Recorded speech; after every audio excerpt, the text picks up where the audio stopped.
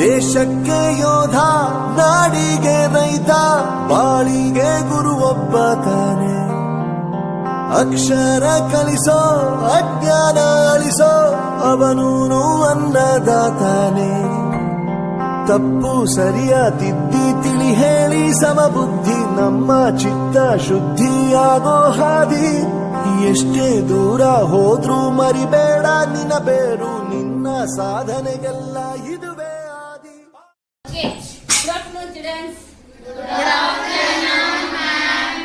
ಮಕ್ಕಳ, ಇವತ್ತು ಒಂದು ಇಂಪಾರ್ಟೆಂಟ್ ಲೆಸನ್ ನಿಮಗೆ ಜನರಲ್ ಆಗೂ ಕೂಡ ತಿಳ್ಕೋಬೇಕಾದಂತಹ ಒಂದು ಲೆಸನ್ ಬಗ್ಗೆ ಇವತ್ತು ಪಾಠವನ್ನ ಮಾಡ್ತಾ ಇದ್ದೀನಿ. ಅದ್ರ ಹೆಸರು ಬಿಟ್ಟು ಸಮುದಾಯ ಆರೋಗ್ಯ. ಸಮುದಾಯ ಅಂದ್ರೆ ಏನು? ನಮ್ಮ ಸುತ್ತಮುತ್ತಲ ಇರುವಂತಹ ಪ್ರದೇಶವೇ ಸಮುದಾಯ, ಹೌದಲ್ಲ? ಅಂದ್ರೆ ನಾವು ಸಂಘ ಜೀವಿಗಳು, ಪರಿಸರ ಜೀವಿಗಳು. ನಮ್ಮ ಸುತ್ತಮುತ್ತಲ ಪರಿಸರದಿಂದ ಬಹಳಷ್ಟು ಕಾಯಿಲೆಗಳು ಬರ್ತವೆ, ಹೌದಲ್ಲ? ಅದನ್ನ ಯಾವ ರೀತಿಯಾಗಿ ಸ್ವಚ್ಛವಾಗಿ ಇಟ್ಕೋಬೇಕು ಅನ್ನೋದ್ರ ಬಗ್ಗೆನೇ ಈ ಒಂದು ಅಧ್ಯಾಯದಲ್ಲಿ ತುಂಬಾ ಚೆನ್ನಾಗಿದೆ.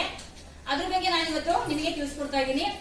ಸೊ ಈ ಪಾಠದ ಹೆಸರೇನು? ಹೆಲ್ತ್ ಎಜುಕೇಶನ್ ಅಲ್ಲಿ ಸಮುದಾಯ ಆರೋಗ್ಯ. ಇದ್ರ ಬಗ್ಗೆ ನಾನು ಇವತ್ತು ತಿಳಿಸ್ಕೊಡ್ತಾ ಹೋಗ್ತೀನಿ. ಓಕೆ, ಇದರಲ್ಲಿ ಈ ಅಧ್ಯಾಯದಲ್ಲಿ ಕೆಳಕಂಡ ಅಂಶಗಳನ್ನು ನಾವು ತಿಳ್ಕೊಳ್ತೀವಿ. ಮೊದಲನೇದಾಗಿ ತ್ಯಾಜ್ಯ ನಿರ್ವಹಣೆ. ತ್ಯಾಜ್ಯಗಳು, ಹೌದಾ? ನಿಮ್ಮ ಊರುಗಳಲ್ಲಿ ಈಗ ಗಾಡಿಗಳು ಬರ್ತವೆ, ಅಂದ್ರೆ ಏನು, ಈ ಕಸದ ಗಾಡಿಗಳು ಬರ್ತವೆ, ಹೌದಲ್ಲ? ಅಲ್ಲಿ ಒಣ ಕಸ, ಹಸಿ ಕಸ ಅಂತ ಬೇರ್ಪಡಿಸಿ ಹಾಕಿ ಅಂತ ಬೋರ್ಡ್ ಅನ್ನು ಹಾಕಿರ್ತಾರೆ, ಹೌದಾ? 2 ಬಕೆಟ್ ಗಳನ್ನ ಕೊಟ್ಟಿರ್ತಾರೆ ಮುನ್ಸಿಪಲ್ ಆಫೀಸ್ ಇಂದ, ಹೌದಾ? ಅದರಲ್ಲಿ ಒಣ ಕಸ ಬೇರೆ, ಹಸಿ ಕಸ ಬೇರೆ ಕೊಡಿ ಅಂತ. ಆ ತ್ಯಾಜ್ಯಗಳನ್ನ ನಾವು ಯಾವ ರೀತಿಯಾಗಿ ವಿಲೇವಾರಿ ಮಾಡ್ಬೇಕು, ಹೌದಲ್ಲ? ಅದನ್ನ ಹಾಗೆ ಸ್ಟೋರ್ ಮಾಡಿ ಇಟ್ಕೊಂಡ್ರೆ ಏನೆಲ್ಲ ಕಾಯಿಲೆಗಳು ಬರುತ್ತೆ, ಅದ್ರ ಬಗ್ಗೆ ಸಹ ನಾನು ಮಾಹಿತಿಯನ್ನ ಇವತ್ತು ತಿಳಿಸ್ಕೊಳ್ಳಿದ್ದೇನೆ.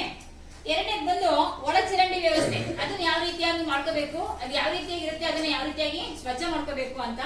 ನೆಕ್ಸ್ಟ್ ಬಾವಿ ಕೆರೆಗಳ ಸ್ವಚ್ಛತೆ. ಊರುಗಳಲ್ಲಿ ಕೆರೆಗಳಿರ್ತವೆ, ಓಪನ್ ವೇಲ್ಗಳು, ಬಾವಿಗಳಿರ್ತವೆ, ಅವುಗಳ ಸ್ವಚ್ಛತೆಯನ್ನ ನಾವು ಯಾವ ರೀತಿಯಾಗಿ ಇಟ್ಕೋಬೇಕು ಅಂತ. ನೆಕ್ಸ್ಟ್ ಶುದ್ಧ ಕುಡಿಯುವ ನೀರಿನ ಪೂರೈಕೆ. ಬಹಳಷ್ಟು ಸಾಂಕ್ರಾಮಿಕ ರೋಗಗಳಿರ್ಬೋದು, ಬಹಳಷ್ಟು ಕಾಯಿಲೆಗಳು ಬರೋದೇ ನಾವು ಕುಡಿಯುವಂತಹ ನೀರು, ತಿನ್ನುವಂತಹ ಆಹಾರದಿಂದ, ಪರಿಸರ ಸ್ವಚ್ಛವಾಗಿಲ್ಲದೆ ಇದ್ದಾಗ. ಸೊ ಈ ಕುಡಿಯುವಂತಹ ನೀರಿನ ಬಗ್ಗೆ, ಅಂದ್ರೆ ಶುದ್ಧವಾದ ಕುಡಿಯುವ ನೀರಿನ ಬಗ್ಗೆ ಸಹ ನಾನು ಈ ಒಂದು ಪಾಠದಲ್ಲಿ ನಿಮ್ಗೆ ತಿಳಿಸ್ಕೊಂಡಿದ್ದೇನೆ. ಈ 4 ಕಲಿಕಾಂಶಗಳ ಬಗ್ಗೆ ನಾವು ಇವತ್ತು ಚರ್ಚೆಯನ್ನ ಮಾಡೋಣ.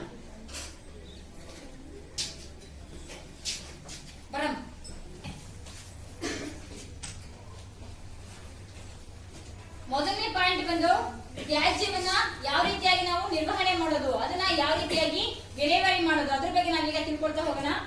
ಪ್ರತಿ ಸಮುದಾಯದ ಪ್ರತಿ ಮನೆ ಅಥವಾ ಕಟ್ಟಡಗಳಲ್ಲಿ ವಾಸಿಸುವವರು ವಿವಿಧ ರೀತಿಯ ತ್ಯಾಜ್ಯ ವಸ್ತುಗಳನ್ನ ಉತ್ಪತ್ತಿ ಮಾಡ್ತಾರೆ. ನಾವೀಗ ಮನೆಗಳಲ್ಲಿ ಬಹಳಷ್ಟು ತ್ಯಾಜ್ಯ ಪದಾರ್ಥಗಳನ್ನ ನಾವು ಉತ್ಪತ್ತಿ ಮಾಡ್ತೇವೆ, ಹೌದಾ?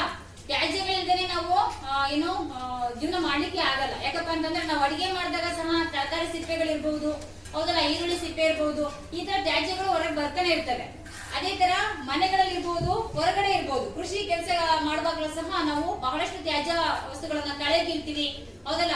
ಸೊ ಆನಂತರ ಬೇಡವಾದಂತಹ ಮರಗಳು, ದಿನ್ನಿಗಳು, ಹೌದಲ್ಲ?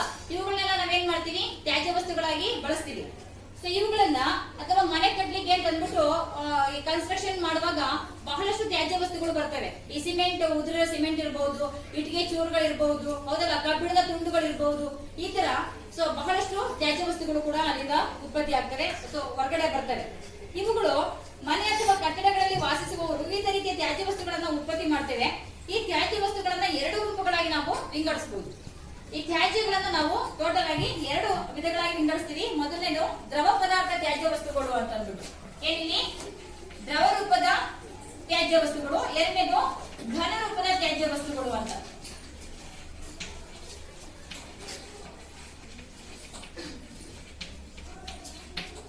ಘನ ರೂಪದ ತ್ಯಾಜ್ಯ ವಸ್ತುಗಳು, ಮತ್ತೊಂದು ದ್ರವ ರೂಪದ ತ್ಯಾಜ್ಯ ವಸ್ತುಗಳು. ಸೊ ಅದರಲ್ಲಿ ಮೊದಲನೇ ನೋಡೋಣ, ದ್ರವ ರೂಪದ ತ್ಯಾಜ್ಯ ವಸ್ತುಗಳು. ಯಾವುದೆಲ್ಲ ದ್ರವ ರೂಪದ ತ್ಯಾಜ್ಯ ವಸ್ತುಗಳು ಬಿಡುಗಡೆ ಆಗುತ್ತೆ? ಉದಾಹರಣೆ, ನಿರುಪಯೋಗಿ ವಸ್ತುಗಳು, ಮಲ, ಮೂತ್ರ. ನೀವು ನೋಡಿದಿರಾ, ಕೆಲವೊಂದು ಊರುಗಡೆ ಏನಪ್ಪಾ ಅಂತಂದ್ರೆ ಡ್ರೈನೇಜ್ ಗಳ ವ್ಯವಸ್ಥೆ ಇರುತ್ತೆ, ಅಂಡರ್ಗ್ರೌಂಡ್ ಡ್ರೈನೇಜ್ ಗಳಿರುತ್ತೆ. ಅಲ್ಲಿ ನೀಟಾಗಿ ವಾಶ್ರೂಮ್ ನೀರಾಯ್ತು, ಮತ್ತೊಂದಾಯ್ತು, ನೀಟಾಗಿ ಫ್ಲೋ ಆಗೋದೇ ಇಲ್ಲ. ಅದೇನಾಗ್ತಾ ಇರುತ್ತೆ, ಅಲ್ಲೇ ಮಧ್ಯ ಸ್ಟೋರ್ ಆಗಿ ನಿಂತು ಬಿಟ್ಟು ಅಲ್ಲಿ ಸೊಳ್ಳೆಗಳ ಉತ್ಪತ್ತಿ ಆಗ್ತಾ ಇರುತ್ತೆ, ಕ್ರಿಮಿಕೀಟಗಳು ಉತ್ಪತ್ತಿ ಆಗ್ತಾ ಇರುತ್ತೆ. ಅದೇ ನಮ್ಮ ಮನೆಯನ್ನ ಪ್ರವೇಶ ಮಾಡಿ ಬಹಳಷ್ಟು ಕಾಯಿಲೆಗಳಿಗೆ ಏನಾಗ್ತಿರುತ್ತೆ, ಕಾರಣ ಆಗ್ತಾ ಇರುತ್ತೆ. ಅದೇ ತರ ಈ ದ್ರವ ತ್ಯಾಜ್ಯಗಳಲ್ಲಿ ನಾವ್ ಏನ್ ಹೇಳ್ಬೋದು, ನಿರುಪಯೋಗ ವಸ್ತುಗಳು, ಅಂದ್ರೆ ಉಪಯೋಗಿಸಿ ಸೊ ನೆಕ್ಸ್ಟ್ ಬಿಡುಗಡೆ ಆಗುವಂತದ್ದು, ವೇಸ್ಟ್ ಆಗುವಂತದ್ದು. ಈ ವಾಶ್ರೂಮ್ ಹೋಗ್ತೀವಿ, ಅಲ್ಲಿ ನಾವು ಯೂಸ್ ಮಾಡುವಂತಹ ನೀರಿರ್ಬೋದು, ಅದೆಲ್ಲ ನಿರುಪಯೋಗ ತಾನೆ. ಯಾತಿಕರ ಉಪಯೋಗ ಬರುತ್ತೆ ಅದು? ಬರೋದಿಲ್ಲ. ಅಂತಹ ಅದನ್ನ ನಾವು ದ್ರವರೂಪದ ತ್ಯಾಜ್ಯ ವಸ್ತುಗಳು ಅಂತ ಹೇಳ್ತೀವಿ. ಅದು ಮಲ ಮೂತ್ರ, ಇದನ್ನ ದ್ರವರೂಪದ ತ್ಯಾಜ್ಯ ವಸ್ತುಗಳು ಅಂತ ನಾವು ಹೇಳ್ತೀವಿ. ಮನೆಯ ಸುತ್ತಮುತ್ತ ಬೀದಿಗಳಲ್ಲಿ, ಚರಂಡಿಯಲ್ಲಿ, ಬೋರ್ವೆಲ್, ಬಾವಿ ಇವುಗಳ ಸುತ್ತ ನಿಂತ ನೀರು ಸೊಳ್ಳೆಗಳ ಬೆಳವಣಿಗೆಯನ್ನ ಹೊಂದಲು ಅವಕಾಶ ಮಾಡಿಕೊಡ್ತವೆ. ನಾವಾಗ್ಲೇ ಹೇಳಿದೆ, ಈಗ ಊರುಗಳಲ್ಲಿ ಏನು ರಸ್ತೆಗಳ ಬದಿ ಎರಡೂ ಕಡೆ ಚರಂಡಿಗಳನ್ನ ಮಾಡಿರ್ತಾರೆ. ಆದ್ರೆ ಸೊ ನಮಗೆ ನಾವು ತಿಳ್ಕೊಂಡಿದ್ರು ಕೂಡ, ಬುದ್ಧಿವಂತರಾಗಿದ್ರು ಕೂಡ ನಾವ್ ಏನ್ ಮಾಡ್ತಿದ್ವಪ್ಪ ಅಂದ್ರೆ ಪ್ಲಾಸ್ಟಿಕ್ ನ ಚರಂಡಿಯಲ್ಲಿ ಹಾಕುವಂತದ್ದು, ಏನೋ ತಿಂದ ಬಿಸ್ಕೆಟ್ ತಿನ್ನೋದು ಚರಂಡಿಯಲ್ಲಿ ಕಸವನ್ನು ಹಾಕೋದು, ಅಥವಾ ಆ ಡ್ರೈನೇಜ್ ಗಳೇನಾಗ್ಬಿಟ್ಟಿರ್ತವೆ, ಬ್ಲಾಕ್ ಆಗ್ಬಿಟ್ಟಿರ್ತವೆ. ಈ ಪ್ಲಾಸ್ಟಿಕ್ ಯಾವುದೇ ಕಾರಣಕ್ಕೂ ಕರಗಲ್ಲ ಮಕ್ಕಳು. ಅದು ಭೂಮಿಯ ಒಳಗೆ ಸೇರ್ಲಿ ಅಥವಾ ನೀರಿನ ಒಳಗೆ ಡ್ರೈನೇಜ್ ಒಳಗೆ ಹೋಗ್ಲಿ, ಅದು ಕರಗೋದಿಲ್ಲ. ಅರ್ಥ ಆಯ್ತಾ? ಹಾಗಾಗಿ ಏನಾಗುತ್ತೆ, ಆ ಕಸ ಎಲ್ಲ ಕೂತ್ಕೊಂಡು ಈ ವಾಶ್ರೂಮ್ ನೀರು ಚರಂಡಿಯಲ್ಲಿ ಹೋಗ್ಲಿಕ್ಕೆ ಜಾಗನೇ ಇರೋದಿಲ್ಲ. ಹೌದಾ? ಹಾಗಾಗಿ ಏನಾಗುತ್ತೆ, ಅದು ಅಲ್ಲಲ್ಲೇನೆ ಸ್ಟೋರ್ ಆಗ್ತಾ ಹೋಗುತ್ತೆ, ನಿಂತ್ಕೊಡುತ್ತೆ. ನಿಂತ್ಕೊಂಡ್ಬಿಟ್ಟು ಏನಾಗುತ್ತೆ, ಅಲ್ಲಿ ಸೊಳ್ಳೆಗಳ ಉತ್ಪತ್ತಿ. ನಿಂತ ನೀರ್ ಮೇಲೆ ಸೊಳ್ಳೆಗಳು ಏನ್ ಮಾಡ್ತವೆ, ಸಂತಾನೋತ್ಪತ್ತಿಯನ್ನ ಮಾಡ್ತವೆ. ಅದು ಹರಿಯುವಂತ ನೀರಿನಲ್ಲಿ ಸಂತಾನೋತ್ಪತ್ತಿಯನ್ನು ಮಾಡೋದಿಲ್ಲ. ಹಾಗಾಗಿ ನಿಂತ ನೀರ್ ಮೇಲೆ, ಕೊಳಚೆ ನೀರ್ ಮೇಲೆನೆ ಮೊಟ್ಟೆಯನ್ನ ಇಡುವಂತದ್ದು, ಜಾಸ್ತಿ ಅದರ ಸಂಖ್ಯೆ ತ್ರಿಗುಣ ಆಗುವಂತದ್ದು. ಹಾಗಾಗಿ ಸೊ ಆ ಸೊಳ್ಳೆಗಳು ನಮ್ಮ ಪಕ್ಕದಲ್ಲೇ ಇರುವಂತಹ ಮನೆಗಳಿಗೆ ಪ್ರವೇಶ ಮಾಡ್ತವೆ. ಸೊ ನಾವು ತೆರೆದಿಟ್ಟಂತಹ ಆಹಾರ ಪದಾರ್ಥಗಳಿರ್ಬೋದು, ಈಗ ಪಾತ್ರೆ ತೊಳೆದಿಟ್ಟಿರ್ತೀವಿ ಅಂತ ನಾವೇನ್ ಮಾಡ್ತೀವಿ, ತಟ್ಟೆ ಲೋಟಗಳು ತಗೊಂಡು ನೀರು ಕುಡಿಯೋದು ಅಥವಾ ಊಟ ಹಾಕೊಂಡು ಬಡಿಸ್ಕೊಂಡು ತಿನ್ನೋದು ಮಾಡ್ತೀವಿ. ನಮಗೆ ಗೊತ್ತಿರೋದಿಲ್ಲ ಆ ಸೊಳ್ಳೆಯ ಕಾಲಿನಲ್ಲಿ, ನೊಣದ ಕಾಲಿನಲ್ಲಿ ಇರುವಂತಹ ಎಷ್ಟೊಂದು ಸೂಕ್ಷ್ಮ ಜೀವಿಗಳು, ರೋಗಾಣುಗಳು ತಟ್ಟೆ ಅಥವಾ ಪ್ಲೇಟ್ಗಳ ಮೇಲೆ ಕೂತು ಎದ್ದೋಗಿರ್ತವೆ. ಅವು ನಾವೆಲ್ಲರೂ ಕೂಡ ಇದನ್ನ ಇಟ್ಕೊಂಡು ನೋಡ್ತೀವ, ಗುದ್ದಾಡಿ ಇಟ್ಕೊಂಡು ನೋಡ್ತೀವ. ಸೊ ನೋಡೋದಿಲ್ಲ, ಗೊತ್ತಾಗೋದಿಲ್ಲ. ಅದು ಕಣ್ಣಿಗೆ ಕಾಣಿಸಿದಂತಹ ಸಾವಿರಾರು ನೂರಾರು ಸೂಕ್ಷ್ಮ ಜೀವಿಗಳಿದ್ದಾವೆ, ಹೌದಲ್ಲ, ಬ್ಯಾಕ್ಟೀರಿಯಾಗಳಿದ್ದಾವೆ. ಅವೆಲ್ಲ ಮಲಿನ ಮಾಡಿರ್ತವೆ, ನಮಗೆ ಗೊತ್ತಿರಲ್ಲ. ನಾವೇನ್ ಮಾಡ್ತೀವಿ, ಅವುಗಳಿಗೆ ಊಟ ಬಡಿಸ್ಕೊಂಡು ಅಥವಾ ನೀರನ್ನ ಕುಡಿತೀವಿ ನಾವು. ಅದರಿಂದ ಸಹ ಕಾಯಿಲೆಗಳು ಬರುತ್ತೆ, ಹೌದಾ? ಸೊ ನೋಡಿ, ನಾವು ಸೇವಿಸುವಂತಹ ಅನ್ನದಿಂದ ಅಥವಾ ಊಟದಿಂದ ಮತ್ತೆ ಅಥವಾ ನೀರಿನಿಂದ, ಹೌದಲ್ಲ, ಡೈರೆಕ್ಟ್ ಆಗಿ ನಾವು ದೇಹಕ್ಕೆ ತಗೊಳ್ಳುವಂತಹ ಇಂಥವುಗಳಿಂದ, ನೀರು, ಗಾಳಿ ಮತ್ತೆ ಆಹಾರ, ಈ ಮೂರಿಂದನೇ ನಮಗೆ ಜಾಸ್ತಿಯಾಗಿ ಕಾಯಿಲೆಗಳು ಬರುವಂತದ್ದು. ಸೊ ಈ ತರ ಒಳಚರಂಡಿ ವ್ಯವಸ್ಥೆ ಸರಿಯಾಗಿ ಇಲ್ಲದೆ ಹೋದ್ರೆ ಸೊ ನಮಗೆ ಹಲವಾರು ಕಾಯಿಲೆಗಳು ಬರ್ತವೆ. ಅದ್ರ ಬಗ್ಗೆ ಇಲ್ಲಿ ಹೇಳ್ತಾ ಹೋಗೋಣ. ಮನೆಯ ಸುತ್ತಮುತ್ತ ಬೀದಿಗಳಲ್ಲಿ, ಚರಂಡಿಗಳಲ್ಲಿ, ಬೋರ್ವೆಲ್, ಬಾವಿ ಇವುಗಳ ಸುತ್ತಮುತ್ತ ನಿಂತ ನೀರು ಸೊಳ್ಳೆಗಳ ಬೆಳವಣಿಗೆಯನ್ನ ಹೊಂದಲು ಅವಕಾಶ ಮಾಡಿಕೊಡ್ತವೆ.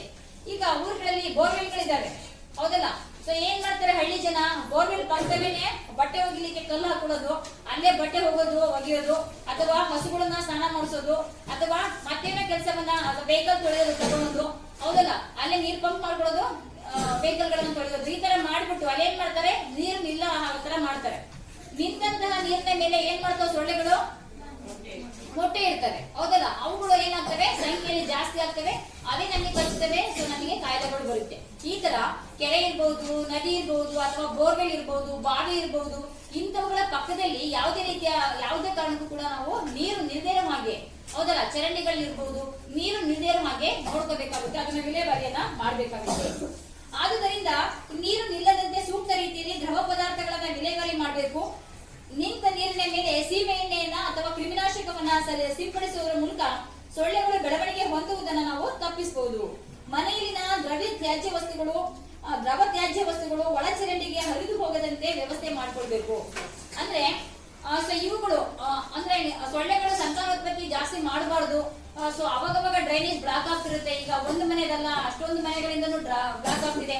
ನಮ್ಮ ಮನೆ ಹತ್ರ ಅಷ್ಟೇ ಕ್ಲೀನ್ ಮಾಡ್ಕೊಂಡ್ರೆ ಆಗೋದಿಲ್ಲ ಅಂತ ಅನ್ನೋದಾದ್ರೆ ನೀವು ಮುನ್ನೆಚ್ಚರಿಕೆ ಕ್ರಮವಾಗಿ ಏನ್ ಮಾಡ್ಬೇಕಪ್ಪ ಅಂತಂದ್ರೆ, ಆ ನಿಂತಹ ಆ ನೀರಿನ ಮೇಲೆ, ಕೊಳಚೆ ನೀರಿನ ಮೇಲೆ ಏನ್ ಹಾಕ್ಬೇಕು, ಸೀಮೆ ಎಣ್ಣೆಯನ್ನ ಹಾಕ್ಬೇಕು. ಅದಾಯ್ತಲ್ಲ, ಆ ಸೀಮೆ ಎಣ್ಣೆನ ಹಾಕಿದ್ರೆ ಸೊ ಅವುಗಳು ಸಂತಾನೋತ್ಪತ್ತಿಯನ್ನು ಮಾಡೋದಿಲ್ಲ, ಜೊತೆಗೆ ಏನ್ ಮಾಡೋದಿಲ್ಲ, ಅವು ಸೊಳ್ಳೆಗಳು ಕೂರೋದಿಲ್ಲ. ಅರ್ಥಾಯ್ತಲ್ಲ. ಅಥವಾ ಬ್ಲೀಚಿಂಗ್ ಪೌಡರ್ನ ಸಹ ಹಾಕ್ಬಹುದು. ಅರ್ಥಾಯ್ತಲ್ಲ. ಹೀಗಾಗಿ ಏನಾಗುತ್ತೆ, ಸೊಳ್ಳೆಗಳ ಸಂತಾನೋತ್ಪತ್ತಿ ಕಡಿಮೆ ಆಗುತ್ತೆ, ಸೊಳ್ಳೆಗಳಲ್ಲಿ ಕೂರೋದಿಲ್ಲ. ಸೊ ಈ ತರನು ಕೂಡ ನಾವು ಮಾಡ್ಕೋಬಹುದು. ನೆಕ್ಸ್ಟ್ ನೋಡೋಣ, ಇದು ದ್ರವ ಪದಾರ್ಥಗಳನ್ನ ಯಾವ ರೀತಿಯಾಗಿ ನಾವು ವಿಲೇವಾರಿ ಮಾಡಬೇಕು. ಅಥವಾ ನಿಂತ್ರೆ ಏನು ದ್ರವ ತ್ಯಾಜ್ಯ ಏನಾದ್ರು ನಿಂತ್ಕೊಂಡ್ರೆ, ಶೇಖರಣೆ ಆದ್ರೆ ಸೊ ನಾವು ಅದನ್ನ ಯಾವ ರೀತಿಯಾಗಿ ಅದರಿಂದ ಕಾಯಿಲೆ ಬರ್ದಿರೋ ಹಾಗೆ ನಾವು ಮುನ್ನೆಚ್ಚರಿಕೆಯನ್ನ ವಹಿಸಬೇಕು ಅಂತ. ಈಗ ಮುಂದಿನ ಒಂದು ಅಂಶವನ್ನು ನೋಡೋಣ. ಘನ ಪದಾರ್ಥಗಳನ್ನ ನಾವು ಯಾವ ರೀತಿಯಾಗಿ ವಿಲೇವಾರಿ ಮಾಡಬೇಕು ಅಂತ ನೋಡಿ. ವಸತಿ ಗೃಹಗಳು, ವಾಣಿಜ್ಯ, ಕೈಗಾರಿಕಾ ಮತ್ತು ಕೃಷಿ ಚಟುವಟಿಕೆಗಳಿಂದ ವಿಸರ್ಜನೆಗೊಂಡ ಅಥವಾ ಯಾವುದೇ ಅನಗತ್ಯವಾದ ವಸ್ತು ಪರಿಸರ ಸಮಸ್ಯೆಗೆ ಕಾರಣವಾಗಿದ್ದು ಅದನ್ನ ಘನ ತ್ಯಾಜ್ಯ ವಸ್ತುವೆಂದು ಅರ್ಥೈಸಬಹುದು. ನಾವೀಗ ದ್ರವ ತ್ಯಾಜ್ಯದ ಬಗ್ಗೆ ತಿಳ್ಕೊಂಡ್ವಿ. ಮನೆಯಲ್ಲಿ ಬರುವಂತಹ ಏನು ಮಲಮೂತ್ರ ಇದೆಲ್ಲ ದ್ರವ ತ್ಯಾಜ್ಯ ವಸ್ತುಗಳು ಅಂತ.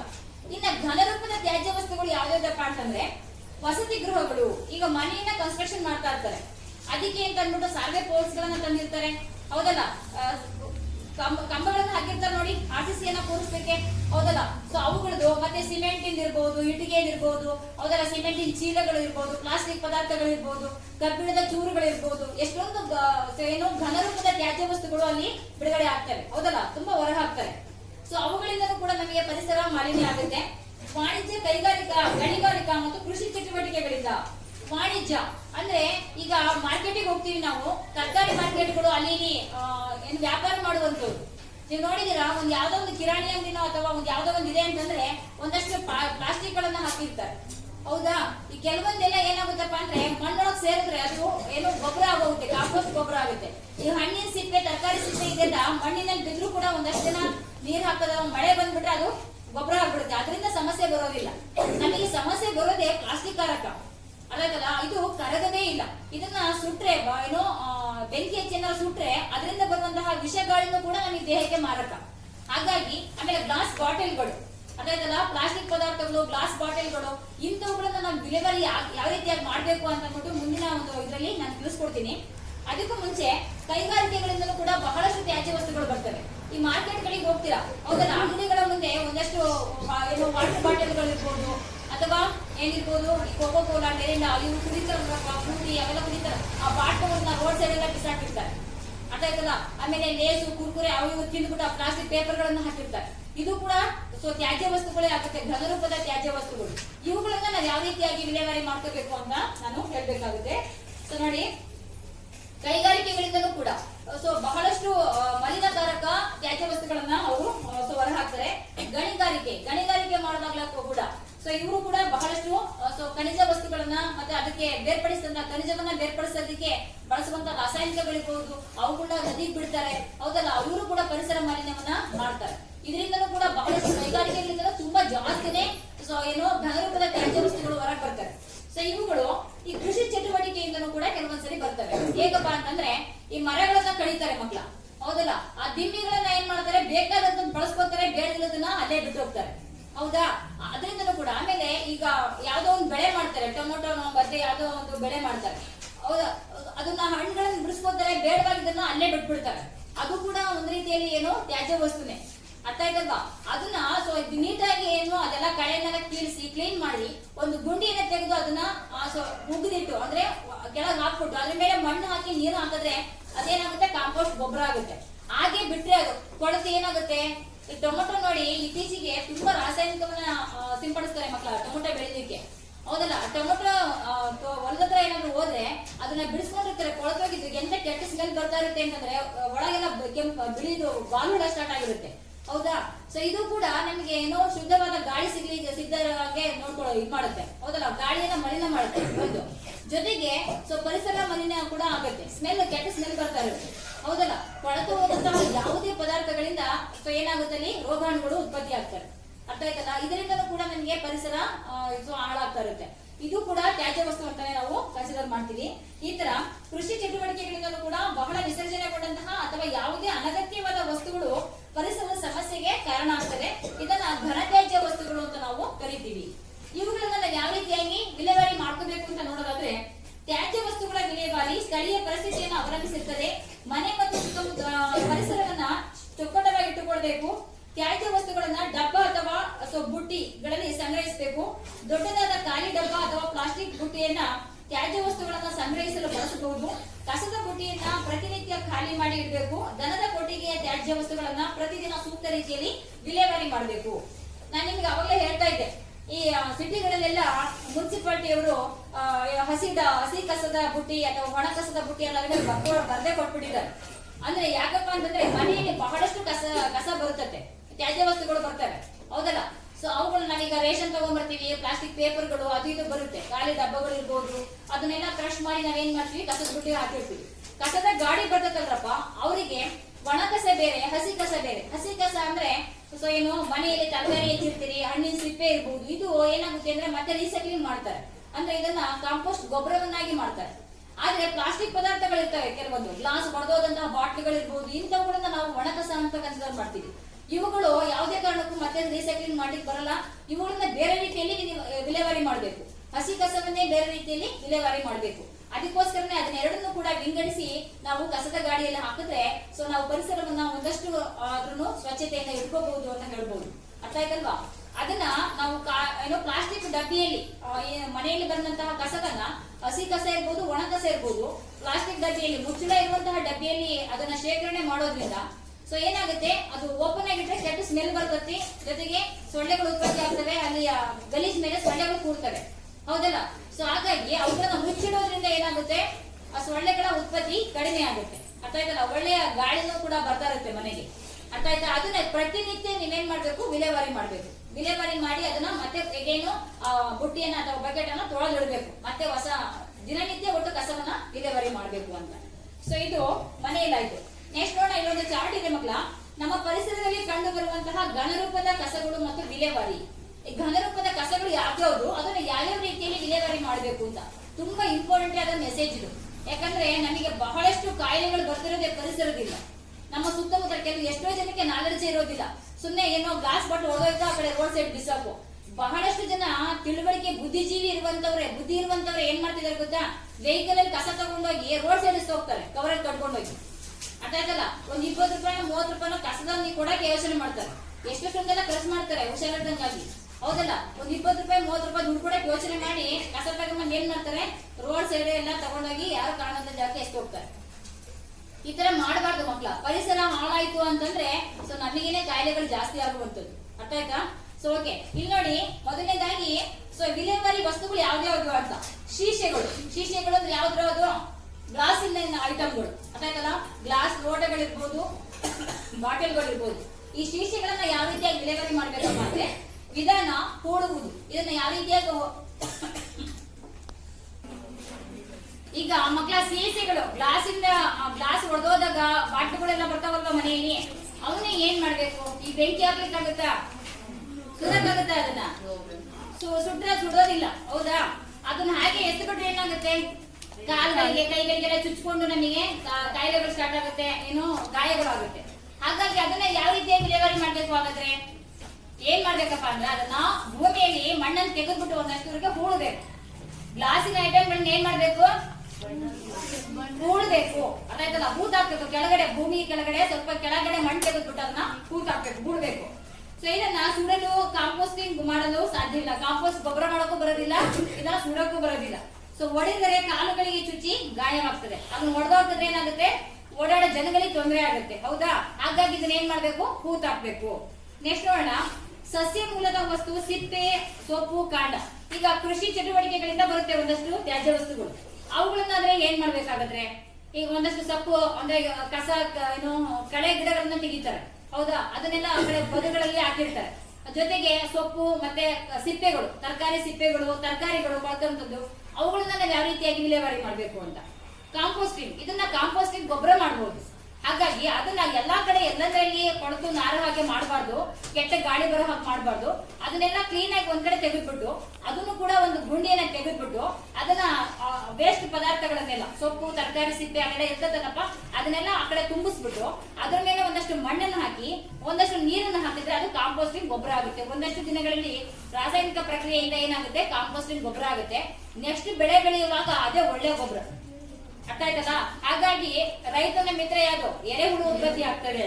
ಕಾಂಪೋಸ್ಟಿಂಗ್ ಗೊಬ್ಬರದಲ್ಲಿ ಎರೆಹುಳು ಉತ್ಪತ್ತಿ ಆಗ್ತವೆ. ಅದು ಏನ್ ಮಾಡುತ್ತೆ, ವೇಸ್ಟ್ ಎಲ್ಲ ತಿಂದ್ಬಿಟ್ಟು ಒಳ್ಳೆ ಸಾವಯವ ಗೊಬ್ಬರವನ್ನ ತಯಾರಿಸುತ್ತೆ. ಅರ್ಥ ಆಯ್ತದ? ಹಾಗಾಗಿ ಸೊ ಆತರ ಒಂದು ಈ ಕೃಷಿ ಚಟುವಟಿಕೆಯಿಂದ ಬರುವಂತಹ ತ್ಯಾಜ್ಯ ವಸ್ತುಗಳನ್ನ ಸೊ ಕೊಳೆತು ಮಣ್ಣಿನ ಸಾರವನ್ನ ಹೆಚ್ಚಿಸೋದ್ರಿಂದ ಇವುಗಳನ್ನ ಏನ್ ಮಾಡ್ಬೇಕು, ಒಂದು ಗುಂಡಿಯನ್ನ ತೆಗೆದು ಸೊ ಅದನ್ನ ಹಾಕ್ಬಿಟ್ಟು ಅದ್ರ ಮೇಲೆ ಏನಾಗ್ಬೇಕು, ಮಣ್ಣನ್ನು ಹಾಕಿ ಆಮೇಲೆ ನೀರನ್ನು ಹಾಕ್ಬೇಕು. ಅದರ ಗುಂಡಿ ತೆಗೆದು ಹಾಗೆ ಬಿಟ್ಟು ಹಾಕಿದ್ರೆ ಅದು ಮತ್ತೆ ಸ್ಮೆಲ್ ಬರುತ್ತೆ, ಮತ್ತೆ ಕೊಡ್ತೋಗಿ ಗಾಳಿಯ ಜೊತೆ ಏನು ಕೆಟ್ಟ ಗಾಳಿ ಸ್ಟಾರ್ಟ್ ಆಗ್ಬಿಡುತ್ತೆ, ಹೌದಲ್ಲ? ಹಾಗಾಗಿ ಅದಕ್ಕೆ ಮಣ್ಣನ್ನು ಹಾಕಿ ಮತ್ತೆ ನೀರು ಹಾಕೋದ್ರಿಂದ ಕಾಂಪೋಸ್ಟಿಂಗ್ ಗೊಬ್ಬರವನ್ನ ತಯಾರಿಸಬಹುದು. ನೆಕ್ಸ್ಟ್ ನೋಡೋಣ, ಡಬ್ಬಗಳು. ಈ ಮನೆಗಳಲ್ಲಿ ಪ್ಲಾಸ್ಟಿಕ್ ಡಬ್ಬಗಳಿರ್ತವೆ, ಹೌದಲ್ಲ? ಸೊ ಅಥವಾ ಏನು ತಗಡಿಂದು ಡಬ್ಬಗಳಿರ್ತವೆ. ಅವುಗಳನ್ನಾದ್ರೆ ಏನ್ ಮಾಡ್ಬೇಕು ಅದು ನೋಡೋಣ. ಹೂಳೋದು, ಇವನು ಸಹ ಹೂಳ್ಬೇಕು. ಅರ್ಥ ಆಯ್ತಲ್ಲ? ಯಾಕೆ ಹೂಳ್ಬೇಕು? ಪ್ಲಾಸ್ಟಿಕ್ ಅನ್ನ ಸುಡಕ್ ಬರೋದಿಲ್ವಾ? ಇದರಿಂದ ಏನಾಗುತ್ತೆ ಅಂತ ಹೇಳ್ತೀನಿ ನೋಡಿ. ಸುಡಲು ಸಾಧ್ಯವಿಲ್ಲ. ಏನಾದರೂ ಹಾಕಲು ಒಯ್ಯಲು ಉಪಯೋಗಿಸೋದು ಕೂಡ ಅದು ಉಪಯೋಗಿಸೋಣ ಅಂತಂದ್ರೆ ಅದು ಕೂಡ ಏನಾಗಿರುತ್ತೆ, ಹಾಳಾಗ್ಬಿಟ್ಟಿರುತ್ತೆ. ಹಾಗಾಗಿ ಅದನ್ನ ಚಪ್ಪಟೆ ಮಾಡಿ ಚಪ್ಪಟೆ ಮಾಡಿ ಕೂಡ್ಬೇಕು. ಕಾರಣ ಏನಪ್ಪಾ ಅಂತಂದ್ರೆ ಈ ಒಂದು ಪದಾರ್ಥಗಳನ್ನ ಸುಡೋದ್ರಿಂದ, ಸೊ ನೋಡಿ, ಪ್ಲಾಸ್ಟಿಕ್ ಅನ್ನ ಯಾರಾದ್ರೂ ಸುಡ್ತಾ ಇದ್ರೆ ನೀವು ಅವ್ರಿಗೆ ಬುದ್ಧಿ ಹೇಳ್ಬೇಕು, ಅರ್ಥ ಆಯ್ತಲ್ಲ? ಅಥವಾ ಅದ್ ಯಾರೋ ಸುಡ್ತಿದ್ದಾರೆ ಅಂದ್ರೆ ಅದ್ರ ಎದುರುಗಡೆ ಹೋಗಿ ನಿಂತ್ಕೋಬಾರ್ದು, ಆ ಗಾಳಿಯನ್ನ ಸೇವನೆ ಮಾಡಬಾರ್ದು, ಅರ್ಥ ಆಯ್ತಾ? ನೋಡಿ, ನರೇಂದ್ರ ಮೋದಿ ಅವರು ಎಷ್ಟೊಂದು ಇದನ್ನು ಕೊಡ್ತಾ ಇದ್ದಾರೆ, ಕರೆ ಕೊಡ್ತಾ ಇದ್ದಾರೆ, ಏನಂತ, ಸ್ವಚ್ಛ ಭಾರತ್ ಅಭಿಯಾನಕ್ಕೆ. ಕಾರಣ ಪ್ಲಾಸ್ಟಿಕ್ ಮುಕ್ತ ಭಾರತವನ್ನ ಮಾಡ್ಬೇಕು ಅಂತಾನೆ ಎಷ್ಟೊಂದ್ ದಿನ ಪ್ಲಾಸ್ಟಿಕ್ ಅನ್ನ ಬ್ಯಾನ್ ಮಾಡುದು, ಪ್ಲಾಸ್ಟಿಕ್ ಬ್ಯಾಗ್ ಅನ್ನ ಇಟ್ಕೊಂಡು ಹೋಗ್ತಿದ್ರೆ ದಂಡ ಹಾಕೋರು, ಹೌದಲ್ಲ? ಸೊ ಯಾಕಪ್ಪ ಅಂತಂದ್ರೆ ಕ್ಯಾನ್ಸರ್ ಕಾರಕ ಮಕ್ಕಳ ಪ್ಲಾಸ್ಟಿಕ್, ಅರ್ಥ ಆಯ್ತಲ್ಲ? ಪ್ಲಾಸ್ಟಿಕ್ ಅನ್ನ ನಾವು ಆಹಾರ ಸೇವನೆ ಇದಾಯ್ತು, ಅದನ್ನ ಸ್ಟೋರ್ ಮಾಡೋದಾಯ್ತು, ಬಿಸಿ ಪದಾರ್ಥಗಳನ್ನ ಪ್ಲಾಸ್ಟಿಕ್ ಡಬ್ಬಿಲ್ಲ ಹಾಕೊಂಡು ತಿನ್ನೋದಾಯ್ತು, ಅಥವಾ ಸೊ ನಾವು ಬಜ್ಜಿ ಬೋಂಡ ಅವು ಇವು ಎಲ್ಲ ಪ್ಲಾಸ್ಟಿಕ್ ಅಲ್ಲಿ ಶೇಖರಣೆ ಮಾಡ್ಕೊಂಡು ಇಟ್ಕೊಂಡು ತಿನ್ನೋದಾಯ್ತು, ಕರೆದ ಪದಾರ್ಥಗಳಿರ್ಬೋದು. ಈ ಪ್ಲಾಸ್ಟಿಕ್ ಬಳಕೆ ಮಾಡೋದೇ ನಮಗೆ ಕ್ಯಾನ್ಸರ್ ಕಾರಕ, ಕ್ಯಾನ್ಸರ್ ರೋಗಾಣುಗಳನ್ನ ಉತ್ಪತ್ತಿ ಮಾಡುತ್ತೆ ನಮ್ಮ ಬಾಡಿಯಲ್ಲಿ, ಅರ್ಥ ಆಯ್ತಲ್ಲ? ಹಾಗಾಗಿ ಪ್ಲಾಸ್ಟಿಕ್ ಅನ್ನ ಹೆಚ್ಚಿಗೆ ಆಗಿ ಬಳಸಲೇಬಾರ್ದು. ಅದರಲ್ಲೂ ಲೋ ಕ್ವಾಲಿಟಿ ಪ್ಲಾಸ್ಟಿಕ್ ಬರ್ತಾ ಇದೆ, ಬ್ಲಾಕ್ ಕಲರ್ ಎಲ್ಲ ಇರ್ತದಲ್ರಪ್ಪ, ರೀಸೈಕ್ಲಿಂಗ್ ಮಾಡಿ ಲೋ ಕ್ವಾಲಿಟಿ ಪ್ಲಾಸ್ಟಿಕ್ ಅದು, ಅದಾಯ್ತಲ್ಲ?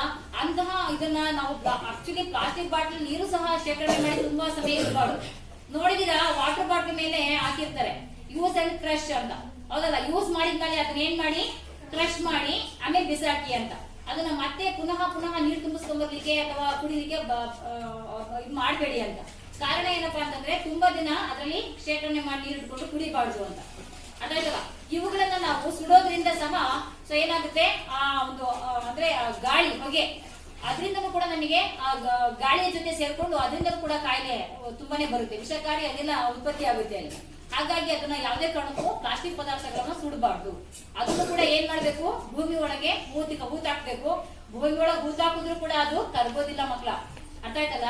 ಸೊ ನೋಡಿ, ಎಲ್ಲಾದ್ರೂ ಪ್ಲಾಸ್ಟಿಕ್ ತೋಟಕ್ಕೋ ಹೊಲಕ್ಕೋ ಏನಾದ್ರೂ ಗೊಬ್ಬರ ಜೊತೆಗೆ ಏನಾದ್ರು ಪ್ಲಾಸ್ಟಿಕ್ ಹೊಡೆದ್ಬಿಟ್ರೆ ಅಂದ್ರೆ ಎರೆಹುಳುನೇ ಸತ್ತೋಗ್ತವೆ, ಅರ್ಥ ಆಯ್ತಲ್ಲ? ನೀರಿನ ಹನಿಗಳನ್ನ ಸಹ ಕೆಳಗೆ ಹೋಗ್ಲಿಕ್ಕೆ ಬಿಡೋದಿಲ್ಲ ಅದು, ಅರ್ಥ ಆಯ್ತಾ? ಹಾಗಾಗಿ ಎರೆಹುಳುಗಳು ಸತ್ತೇ ಹೋಗ್ಬಿಡ್ತವೆ.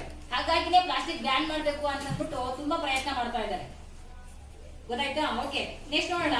ಕಾಗದ ಚಿಂದಿ ಅಥವಾ ಇತರೆ ಉರಿಯುವಂತಹ ವಸ್ತುಗಳು, ಈ ಚಿಂದಿ ಪದಾರ್ಥಗಳು ಇರ್ತವೆ, ಕಾಗದ ಚೂರುಗಳು, ಹೌದಲ್ಲ? ಸೊ ಇಂತಹ ಚಿಂದಿ ಪದಾರ್ಥಗಳನ್ನ ಏನ್ ಮಾಡ್ಬೇಕು ಅಂತ, ಇವುಗಳನ್ನ ಸುಡಬೇಕು.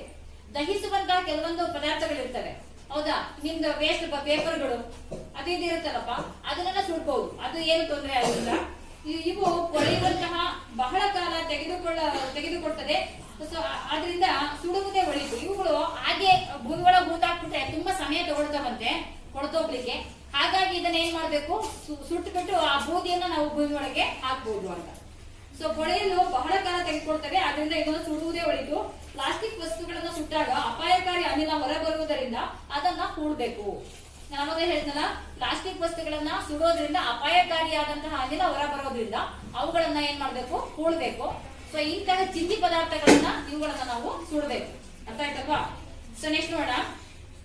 ಘನತ್ಯಾಜ್ಯ ವಸ್ತುಗಳನ್ನ ಸೂಕ್ತವಾದ ಸ್ಥಳಗಳಲ್ಲಿ ರಾಶಿ ಹಾಕುವುದು ಮತ್ತು ಸುಡುವ ಮೂಲಕ ಶೇಖರಣೆ ಹಾಗೂ ವಿಸರ್ಜನೆ ಕ್ರಮಗಳನ್ನ ಒಳಗೊಂಡಿರುತ್ತದೆ. ಭಾರತದ ಗ್ರಾಮೀಣ ಪ್ರದೇಶಗಳಲ್ಲಿ ಗೃಹ ಕೃತ್ಯ ತ್ಯಾಜ್ಯ ವಸ್ತುಗಳು ಮತ್ತು ಚರಂಡಿಗಳ ಕೊಳಚೆಗಳನ್ನ ಶೇಖರಣೆ ಮಾಡುವುದಕ್ಕೆ ಮತ್ತು ವಿಸರ್ಜಿಸುವುದಕ್ಕೆ ಯಾವುದೇ ಸೂಕ್ತವಾದಂತಹ ವ್ಯವಸ್ಥೆ ಇರೋದಿಲ್ಲ. ನೀವು ಬೇರೆ ಬೇರೆ ಕಂಟ್ರಿಗಳನ್ನ ನೋಡಿದ್ರೆ, ಬೇರೆ ಬೇರೆ ದೇಶಗಳನ್ನ ನೋಡಿದ್ರೆ ಅಲ್ಲಿ ತುಂಬಾ ಸ್ವಚ್ಛತೆಗೆ ತುಂಬಾ ಬೆಲೆ ಅಂದ್ರೆ ಸಮಯವನ್ನ ಕೊಡ್ತಾರೆ, ಸ್ವಚ್ಛತೆಗೆ ಜಾಸ್ತಿ ಪ್ರಾಶಸ್ತ್ಯವನ್ನ ಕೊಡ್ತಾರೆ ಮಕ್ಕಳ. ಕಾರಣ ನಮಗೆ ಗೊತ್ತಿದೆ, ಸೊ ಹಲವಾರು ಸಾಂಕ್ರಾಮಿಕ ಕಾಯಿಲೆಗಳು ಬರೋದೇ ನಾವು ಪರಿಸರವನ್ನ ಮಲಿನ ಮಾಡ್ಕೊಂಡಾಗ ಅಂತ. ಆದ್ರೂ ಕೂಡ ನಾವ್ ಏನ್ ಮಾಡ್ತಾ ಇದೀವಿ ಇವತ್ತು, ನಾನು ಅವಾಗಲೇ ಹೇಳ್ತಾ ಇದ್ದೆ, ತಿಳಿದಂತಹ ಬುದ್ಧಿಜೀವಿಗಳೇ ಏನ್ ಮಾಡ್ತಾ ಇದಾರೆ, ಪರಿಸರವನ್ನ ಮಲಿನ ಮಾಡ್ತಾ ಇದ್ದಾರೆ. ಭಾರತದ ಗ್ರಾಮೀಣ ಪ್ರದೇಶಗಳಲ್ಲಿ ಗೃಹ ಕೃತ್ಯ ತ್ಯಾಜ್ಯ ವಸ್ತುಗಳು ಮತ್ತು ಚರಂಡಿಗಳ ಕೊಳಚೆಗಳನ್ನ ಶೇಖರಣೆ ಮಾಡುವುದಕ್ಕೆ ಮತ್ತು ವಿಸರ್ಜಿಸುವುದಕ್ಕೆ ಯಾವುದೇ ಸೂಕ್ತವಾದಂತಹ ವ್ಯವಸ್ಥೆ ಇರೋದಿಲ್ಲ. ಬೇರೆ ಬೇರೆ ಕಂಟ್ರಿಗಳನ್ನ ಹೋಲಿಸ್ಕೊಂಡ್ರೆ ನಮ್ಮ ಭಾರತ ದೇಶದಲ್ಲಿ ಇದ್ರ ಬಗ್ಗೆ ಜಾಸ್ತಿಯಾಗಿ ಯಾರು ಕೂಡ ಕಾಳಜಿ ಮಾಡೋದಿಲ್ಲ. ಅಂದ್ರೆ ಅವ್ರ ಮನೆ ಸ್ವಚ್ಛ ಮಾಡ್ಕೋತಾರೆ, ಹೊರಗಡೆ ತಗೊಂಡು ಪರಿಸರವನ್ನ ಮಲಿನ ಮಾಡ್ತಾರೆ. ತ್ಯಾಜ್ಯ ವಸ್ತುಗಳನ್ನೆಲ್ಲ ಏನ್ ಮಾಡ್ತಾರೆ, ಬೀದಿಗೆ ತಗೊಂಡ್ ಎಷ್ಟು ಪರಿಸರವನ್ನ ಮಲಿನ ಮಾಡ್ತಾರೆ. ಅವ್ರಿಗೆ ಗೊತ್ತಿಲ್ಲ, ಸೊ ಹೊರಗಿರುವಂತಹ ಕೀಟಗಳು ಪುನಃ ಎಲ್ಲಿ ಪ್ರವೇಶ ಮಾಡ್ತವೆ, ಮನೆ ಒಳಗಡೆ ಪ್ರವೇಶ ಮಾಡ್ತವೆ. ನಮಗೇನೆ ಅವು ಮಾರಕ ಅಂತ ಅಂದ್ಬಿಟ್ಟು ಗೊತ್ತೇ ಇರೋದಿಲ್ಲ. ಮನೆ ಸ್ವಚ್ಛ ಮಾಡ್ಕೊಂಡ್ರೆ ಸಾಕು, ನಾವು ಆರೋಗ್ಯವಾಗಿರ್ಬೋದು ಅಂತ ಅನ್ಕೊಂಡಿರ್ತಾರೆ, ಅದು ಸುಳ್ಳು. ಹಾಗಾಗಿ ಸೊ ನಾವು ಸ್ವಚ್ಛವಾಗಿರ್ಬೇಕು, ನಮ್ಮ ಮನೆನೂ ಸ್ವಚ್ಛವಾಗಿ ಇಟ್ಕೋಬೇಕು, ನಮ್ಮ ಮನೆಯ ಸುತ್ತಮುತ್ತಲ ಪರಿಸರವೂ ಕೂಡ ಸ್ವಚ್ಛವಾಗಿರ್ಬೇಕು. ಹಾಗಿದ್ರೆ ಮಾತ್ರ ಸೊ ಪರಿಸರ ಸ್ವಚ್ಛವಾಗಿರುತ್ತೆ, ನಮಗೆ ಯಾವುದೇ ರೀತಿಯಾದಂತಹ ಕಾಯಿಲೆಗಳು ಬರೋದಿಲ್ಲ. ಸಮರ್ಪಕ ಹಾಗೂ ವೈಜ್ಞಾನಿಕ ವಿಧಾನದಿಂದ ಘನತ್ಯಾಜ್ಯ ವಸ್ತುಗಳನ್ನ ವಿಸರ್ಜಿಸುವುದು ಕಸದ ವಿಸರ್ಜನೆಯಲ್ಲಿ ಸೊ ವ್ಯರ್ಥ ಪದಾರ್ಥಗಳ ವಿಂಗಡಣೆಯನ್ನು ಒಳಗೊಂಡಿದೆ. ಸೊ ಲೋಹಗಳಂತಹ ಸುಡಲಾಗದ ತ್ಯಾಜ್ಯ ವಸ್ತುಗಳನ್ನ ನೆಲಭರ್ತಿಗಳಲ್ಲಿ ಅಥವಾ ತಗ್ಗುಗಳಲ್ಲಿ ತುಂಬಬೇಕು. ಕೆಲವೊಂದು ಪದಾರ್ಥಗಳನ್ನ ನಾನೀಗ ಹೇಳಿದೆ, ಗಾಜಿನ ಶೀಶೆಗಳಿರ್ಬೋದು ಅಥವಾ ಕೃಷಿ ಮೂಲದಿಂದ ಬರುವಂತಹ ಸಿಪ್ಪೆ ಕಸದ ಕಡ್ಡಿಗಳಿರ್ಬೋದು, ಮತ್ತೆ ಡಬ್ಬಗಳಿರ್ಬೋದು ಅಥವಾ ಕಾಗದ ಚಿನ್ನಿ ಚೂರುಗಳಿರ್ಬೋದು, ಇವುಗಳನ್ನ ಯಾವ ರೀತಿಯಲ್ಲಿ ಸಮರ್ಪಕವಾಗಿ ವಿಲೇವಾರಿ ಮಾಡಬೇಕು ಅಂತ ನಾನು ನಿಮ್ಗೆ ಹೇಳಿದೆ.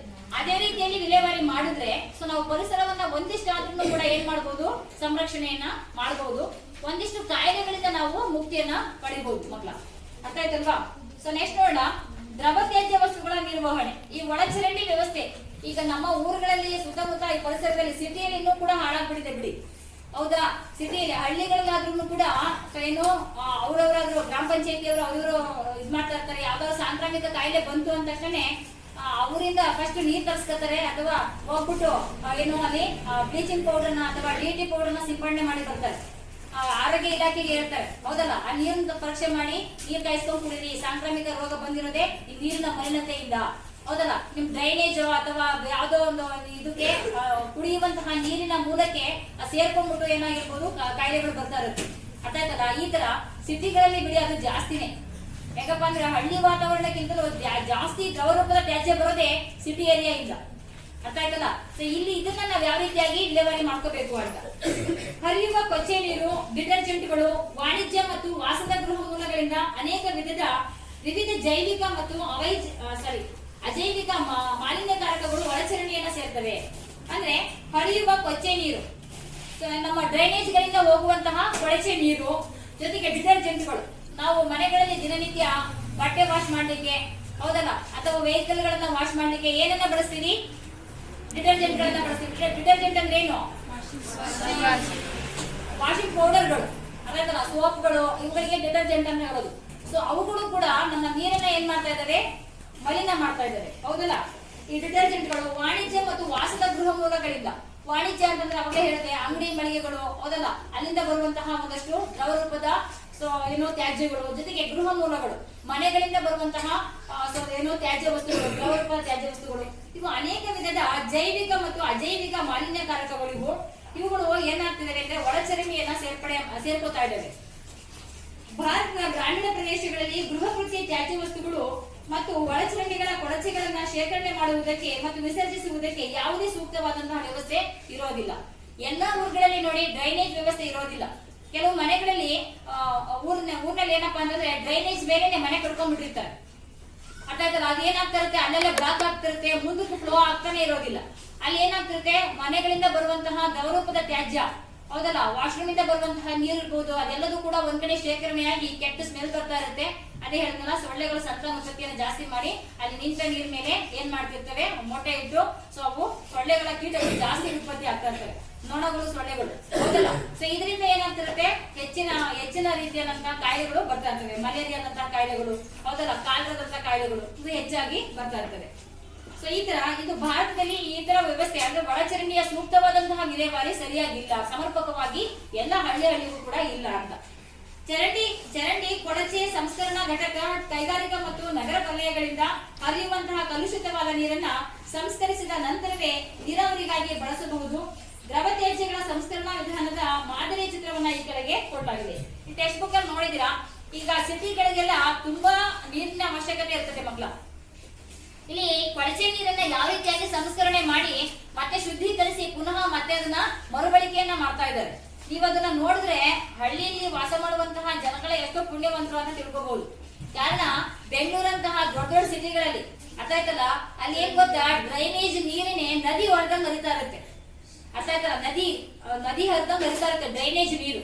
ಅಲ್ಲದಲ್ಲ, ಕೆಟ್ಟ ಸ್ಮೆಲ್ ಇರ್ತೈತೆ. ಅಂತಹ ನೀರು ಒಂದ್ ಕಡೆ ಹೋಗಿ ಶೇಖರಣೆ ಆಗಿ ಅಲ್ಲಿ ಸಂಸ್ಕರಣಾ ಘಟಕಗಳನ್ನ ಇಟ್ಟಿರ್ತಾರೆ. ಅಲ್ಲಿಯ ಸಂಸ್ಕರಣೆ ಆಗಿ ಅದೇನಾಗುತ್ತಪ್ಪ ಅಂದ್ರೆ ಮತ್ತೆ ಪ್ಯೂರಿಫೈ ಮಾಡಿ ಅಗೈನ್ ರೀಸೈಕ್ಲಿಂಗ್ ಮತ್ತೆ ಮನೆಗಳಿಗೆ ಅದನ್ನೇ ನೀರಾವರಿ ಕುಡಿಯೋಕಲ್ಲ, ಬೇರೆ ಗೃಹ ಬಳಕೆಗೆ ಅಂತ ಬಿಡ್ತಾ ಇರ್ತಾರೆ. ಅರ್ಥ ಆಯ್ತಲ್ಲ? ಸೊ ಕೆಲವರು ಕುಡಿತಾರೆ. ಅರ್ಥ ಆಯ್ತಲ್ಲ? ಸೊ ಆದ್ರೆ ಅದರಲ್ಲಿ ಯಾವುದೇ ರೀತಿಯಾದಂತಹ ಮಿನರಲ್ಸ್ ಇರೋದಿಲ್ಲ ಅಷ್ಟೇನೆ. ಅರ್ಥ ಆಯ್ತಲ್ಲ? ಅದ್ರ ಬಳಸೋದ್ರಿಂದ ಯಾವುದೇ ರೀತಿ ಕಾಯಿಲೆಗಳು ಬರೋದಿಲ್ಲ. ಆತರ ನೀಟಾಗಿ ಸಂಸ್ಕರಣೆ ಮಾಡಿರ್ತಾರೆ. ಅರ್ಥ ಆಯ್ತಲ್ಲ? ಈ ತರ ರೀಸೈಕ್ಲಿಂಗ್ ಅನ್ನ ಮಾಡ್ತಾ ಇದ್ದಾರೆ. ಕಾರಣ ಸಿಟಿಯಲ್ಲಿ ತುಂಬಾ ಜನಸಂಖ್ಯೆ ಜಾಸ್ತಿ ಇರೋದ್ರಿಂದ ಅಲ್ಲಿ ನೀರಿನ ಬಳಕೆ ತುಂಬಾನೇ ಇರುತ್ತೆ, ನೀರಿನ ಅವಶ್ಯಕತೆ ತುಂಬಾನೇ ಇರುತ್ತೆ. ಇದೇ ವಾಹನಗಳನ್ನು ತೊಳೆದಿಕ್ಕಿರ್ಬೋದು, ಅಥವಾ ದನಕರುಗಳನ್ನು ತೊಳೆದಿಕ್ಕಿರ್ಬೋದು, ಅಥವಾ ದಿನನಿತ್ಯ ಗೃಹ ಕೃತ್ಯಗಳಿಗೆ ವಾಶ್ರೂಮ್ಗಳಿಗೆ ನೀರು ಬೇಕಿರ್ಬೋದು, ಬಟ್ಟೆ ವಾಶ್ ಮಾಡ್ಲಿಕ್ಕಿರ್ಬೋದು, ಹೌದಲ್ಲ, ಸ್ನಾನ ಮಾಡ್ಲಿಕ್ಕಿರ್ಬೋದು. ಕುಡಿಯೋದಕ್ಕೆ ಒಂದಕ್ಕೆ ಬಿಟ್ಟು, ಅಡಿಗೆ ಮಾಡ್ಲಿಕ್ಕೆ ಒಂದಕ್ಕೆ ಬಿಟ್ಟು ಮಿಕ್ಕಿದಕ್ಕೆ ಎಲ್ಲಾದ್ರೂ ಕೂಡ ಅದೇ ನೀರನ್ನ ಬಳಸ್ತಾರೆ, ಅಲ್ಲತ್ತಲ್ಲ. ಸೊ ಈ ಕಾವೇರಿ ವಾಟರ್ ಅಂತ ಬಿಡ್ತಾರೆ, ಒಂದು 3 ದಿನಕ್ಕೆ 2 ದಿನಕ್ಕೆ ಒಂದ್ಸರಿ, ಅದನ್ನ ಕುಡಿಯಕ್ಕೆ ಇದಕ್ಕೆಲ್ಲ ಸಂಸ್ಕರಣೆ ಇಟ್ಕೊಳ್ತಾರೆ, ಅದಕ್ಕಲ್ಲ. ಈ ರೀಸೈಕ್ಲಿಂಗ್ ಆದಂತಹ ನೀರ್ ಬಿಡ್ತಾರಲ್ಲ, ಅವ್ರಿಗೆ ಗೊತ್ತಾಗ್ಬಿಡುತ್ತೆ, ಹೌದಲ್ಲ, ಕಾವೇರಿ ನೀರ್ ಬಂದಾಗ ಕುಡಿಯೋದಕ್ಕೆ ಮತ್ತೆ ಇದಕ್ಕೆ ಬಳಸ್ಕೋಬೇಕು. ಈ ನೀರನ್ನ ಏನು ಆ ಸಿಟಿ ನೀರನ್ನ ಯಾವಾಗ ಬಿಡ್ತಾರೆ, ಅದು ಯಾವ್ದು ಕೂಡ ಬೋರ್ವೆಲ್ ಇಂದ ಬರುವಂತ ನೀರು ಅಲ್ಲ. ಈ ತರ ಏನು ಡ್ರೈನೇಜ್ ಗಳಿಂದ ಹೋಗಿರುವಂತಹ ಕಲುಷಿತವಾದಂತಹ ನೀರನ್ನೇ ಸಂಸ್ಕರಣೆ ಮಾಡಿ ಮತ್ತೆ ರೀಸೈಕ್ಲಿಂಗ್ ಮಾಡುವಂತದ್ದು, ಮಾಡಿ ಕಳಿಸುವಂತದ್ದು. ಎಷ್ಟೋ ಅಂಗಡಿಗಳಲ್ಲಿ ಮಕ್ಕಳ ಈ ವಾಟರ್ ಡಬ್ಬಿಗಳಿಗೂ ಕೂಡ, ವಾಟರ್ ಬಾಟ್ಲುಗಳಿಗೂ ಕೂಡ ಈ ರೀಸೈಕ್ಲಿಂಗ್ ಆದಂತಹ ನೀರನ್ನೇ ಮಿನರಲ್ ವಾಟರ್ ಅಂತ ಕೊಡ್ತಾರೆ. ಅರ್ಧ ನಾವೇನ್ ಮಾಡ್ತೀವಿ, ಬಾಟ್ಲು ನೀರು ನೋಡಿದ ತಕ್ಷಣ ನಾವು ತಲೆ ಕೆಡಿಸ್ಕೊಳಕ್ಕೆ ಹೋಗಲ್ಲ, ಹೌದಲ್ಲ, ಶುದ್ಧವಾದ ನೀರು, ಕುಡಿಯೋ ನೀರಿದು ಅಂದ್ಬಿಟ್ಟು ಬಾಟ್ಲು ತಗೊಂಡು ಕುಡಿತೀವಿ. ಈಗ ಊರುಗಳಲ್ಲೆಲ್ಲ ಬಾವಿ ಓಪನ್ ವೆಲ್ಗಳು ಇರ್ತವೆ, ಹೆಚ್ಚಿನ ಅಂಶ ಬಾವಿಗಳಿಲ್ಲ ಅಂತ ಅನ್ಕೋತೀನಿ. ಇದಾವ ಬಾವಿಗಳು? ಓಕೆ, ಕಡಿಮೆ. ಅಂದ್ರೆ ಹಿಂದೆಲ್ಲ ಜಲಮೂಲಗಳು ತುಂಬಾ ಇತ್ತು, ಹೌದಲ್ಲ, ಈಗ ಸ್ವಲ್ಪ ಕಡಿಮೆ. ಆದ್ರೂ ಬಾವಿಗಳನ್ನ ಯಾವ ರೀತಿಯಾಗಿ ಸ್ವಚ್ಛ ಮಾಡ್ಕೋಬೇಕು ಅಂತ ಅನ್ಬಿಟ್ಟು ಇಲ್ಲಿ ನೋಡೋಣ. ಬಾವಿಗಳ ಸ್ವಚ್ಛತೆ. ಬಾವಿಗಳಲ್ಲಿ ತೆರೆದ ಬಾವಿ ಮತ್ತು ಕೊಳವೆ ಬಾವಿ ಎಂದು 2 ವಿಧಗಳಿವೆ. ಕೊಳವೆ ಬಾವಿ ಅಂದ್ರೆ ಬೋರ್ವೆಲ್ಗಳು, ಹೌದಲ್ಲ, ಓಪನ್ ವೆಲ್ ಅಂದ್ರೆ ತೆರೆದ ಬಾವಿಗಳು. ಈ ತರ 2 ರೀತಿಯ ಇದಾವೆ. ಬಾವಿಗಳ ಸುತ್ತಮುತ್ತಲೂ ಕೈಗಾರಿಕೆಗಳು ಇಲ್ಲದಿರುವುದು ಸೂಕ್ತ. ಅಂದ್ರೆ ಯಾವ್ದು ಬಾವಿಗಳು ಓಪನ್ ವೆಲ್ಗಳೇನಾದ್ರೂ ಇದ್ರೆ ಆ ನೀರನ್ನು ನಾವೇನಾದ್ರೂ ಗೃಹ ಕೃತ್ಯಗಳಿಗೆ ಬಳಸ್ಕೊಳ್ತಾ ಇದ್ರೆ, ಮನೆ ಕೆಲಸಕ್ಕೆ ಬಳಸ್ಕೊಳ್ತಾ ಇದ್ರೆ, ಅದು ಸುತ್ತಮುತ್ತ ಯಾವುದೇ ರೀತಿಯಾದಂತಹ ಕೈಗಾರಿಕೆಗಳು ಇರೋ ಹಾಗೆ ನಾವು ನೋಡ್ಕೋಬೇಕಾಗುತ್ತೆ. ನೆಕ್ಸ್ಟ್, ಬಾವಿಯನ್ನ ಉಪಯೋಗಿಸಿದ ವೇಳೆಯಲ್ಲಿ ಅದರ ಬಾಯಿಯನ್ನ ಮರ ಅಥವಾ ಲೋಹದ ಹಲಗೆಯಿಂದ ಮುಚ್ಚುವುದರಿಂದ ಕಸ ಕಡ್ಡಿ, ಧೂಳು, ಕೀಟಗಳು ನೀರಿನೊಳಕ್ಕೆ ಬೀಳುವುದಿಲ್ಲ. ಇದು ಸಾಧ್ಯ ಆಗಲ್ಲ ಅಂತ ಅನ್ಕೋತೀನಿ. ಬಾವಿ ಎಲ್ಲ ಕ್ಲೋಸ್ ಮಾಡಕ್ಕಾಗುತ್ತಾ? ಸಣ್ಣ ಬಾವಿಗಳಾದ್ರೆ ಮಕ್ಕಳ ಕಲ್ಲಿನ ಬಾವಿಗಳು ಮುಚ್ಚಬಹುದೇನೋ, ಲೋಹಗಳ ತಗಡಿನಿಂದನೋ ಅಥವಾ ಮರದ ಒಂದು ಇದರಿಂದ ಮುಚ್ಚಿ ಅಂತ ಹೇಳ್ತಾರೆ. ಕಾರಣ ಓಪನ್ ವೆಲ್ ಹಿಂದೆ ಎಲ್ಲ ಮಕ್ಕಳ ಈ ಓಪನ್ ವೆಲ್ ಅಲ್ಲಿ ನೀರು ಕುಡಿದ್ರೆ ಒಳ್ಳೇದು, ಬಾವಿಯಲ್ಲಿ ನೀರು ಕುಡಿದ್ರೆ ಒಳ್ಳೇದು ಅಂತ ಹೇಳೋರು. ಕಾರಣ ಈ ಸೂರ್ಯನ ಕಿರಣಗಳು ಬೀಳ್ತದಲ್ಲ, ಆ ನೀರಿನಲ್ಲಿ ಇರುವಂತಹ ಏನು ಕೀಟಗಳು ಅವೆಲ್ಲ ಸತ್ತೋಗ್ತಿದ್ವು. ಆ ಸೂರ್ಯನ ಕಿರಣಗಳಿಗೆ ಆ ನೀರು ಬಿಸಿ ಆಗೋದು. ಹಾಗಾಗಿ ಅಲ್ಲಿ ಅಂತಹ ಏನು ಕೀಟಗಳು ಉತ್ಪತ್ತಿ ಆಗ್ತಾ ಇರಲಿಲ್ಲ. ಅಂತಹ ನೀರನ್ನ ಕುಡಿದ್ರೆ ಆರೋಗ್ಯವಾಗಿ ಇರ್ತಾರೆ ಅಂತ ಹೇಳ್ತಾ ಇದ್ರು. ಈಗಿನ ದಿನಗಳಲ್ಲಿ ಓಪನ್ ವೆಲ್ ಯಾರು ಕೂಡ ಇರ್ತಂತಹ ನೀರು ಅಂತ ಅಂದ್ಬಿಟ್ಟು ನೀರನ್ನ ಬಳಸೋದಿಲ್ಲ. ಹಾಗೇನಾದ್ರೂ ಇದ್ರೆ ಅದನ್ನ ಮುಚ್ಚೋದ್ರಿಂದ ಉಪಯೋಗಿಸುವಾಗ ಅದನ್ನ ನೀರನ್ನು ತುಂಬಿಕೊಡುವಾಗ ಓಪನ್ ಮಾಡ್ಕೊಂಡು ಹೇಗೇನು ಮುಚ್ಚೋದ್ರಿಂದ ನಾವು ಒಂದಷ್ಟು ಕಾಯಿಲೆಗಳಿಂದ ಮುಕ್ತಿಯನ್ನ ಪಡಿಬಹುದು ಅಂತ ಹೇಳಿದ್ದಾರೆ. ಬಾವಿಯ ಸುತ್ತ ಎತ್ತರದ ಗೋಡೆ ಇರಬೇಕು. ಕಾರಣ ಏನಪ್ಪಾ ಅಂತಂದ್ರೆ, ಈಗ ಗಾಳಿ ಬೀಸುತ್ತೆ ಜೋರಾಗಿ. ಗಾಳಿ ಬೀಸಿದಾಗ ಎಲೆಗಳಿರ್ಬೋದು, ಧೂಳಿನ ಕಣಗಳಿರ್ಬೋದು, ಏನೋ ಕಸ ಕಡ್ಡಿ ಇರ್ಬೋದು, ಅದೆಲ್ಲ ಏನಾಗುತ್ತೆ, ಗಾಳಿ ಮೂಲಕ ಬಾವಿಗಳಿಗೆ ಹೋಗಿ ಬಿದ್ಬಿಡುತ್ತೆ. ಹಾಗಾಗಿ ಬಾವಿಯ ಸುತ್ತ ಎತ್ತರದ ಗೋಡೆ ಇದ್ರೆ ಆ ಗಾಳಿ ಬೀಸಿದಂತಹ ಸಂದರ್ಭದಲ್ಲಿ ಆ ಗೋಡೆ ತಡೆಯುತ್ತೆ, ನೀರಿನೊಳಗೆ ಯಾವುದೇ ರೀತಿಯಾದಂತಹ ಏನೋ ಈ ತರ ಏನು ಕಸ ಕಡ್ಡಿಗಳು ಬೀಳೋದಿಲ್ಲ ಅಂತ. ಅರ್ಥ ಆಯ್ತಾ?